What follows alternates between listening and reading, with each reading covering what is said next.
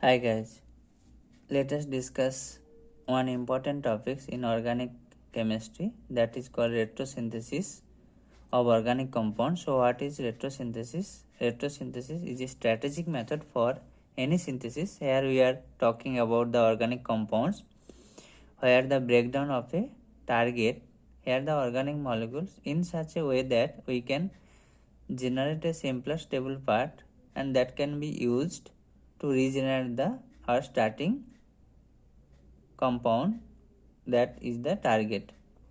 Here the available commercial reagent or the starting material. So let's have a general example. This is the brick of wall, and let's think backward how we can break. If we break in such a way that we'll have a stable brick and a mixture of sand and cement that we can use to regenerate this brick.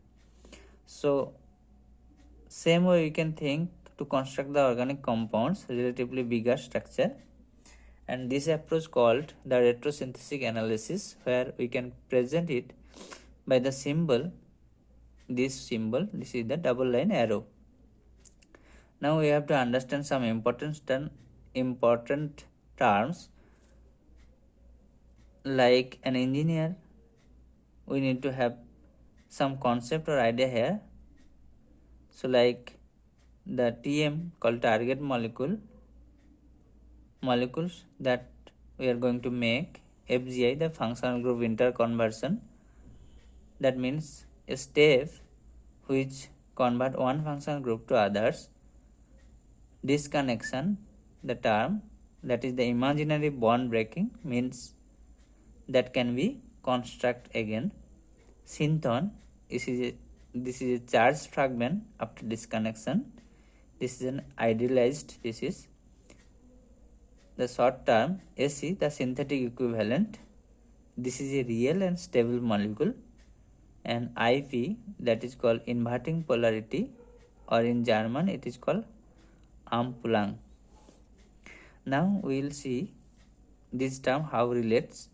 This is the aldehyde RCHO, and that can be formed this RCH2O is alcohol. So if we oxidize this alcohol, we can get back aldehyde. So this backward process called the functional group interconversion, and this is the disconnection of single carbon-carbon bond. Either homolytic cleavage gives this biradical separately, and this is the heterolytic cleavage, one carbon positive, another carbon negative.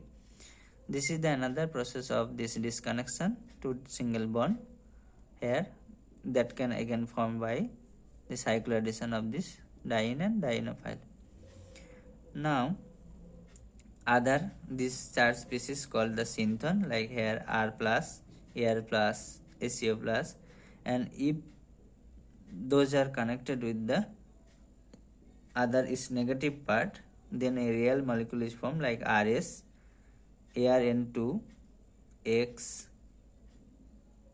ACHO2, SUX, R minus to RMGX. So these are the stable molecule called synthetic equivalent. Now we'll see how it is Ampulang called. So RX, here polarity R contains delta positive and X is delta negative. Here X is the halogen, so electronegative, that's why delta negative, and R is the delta positive.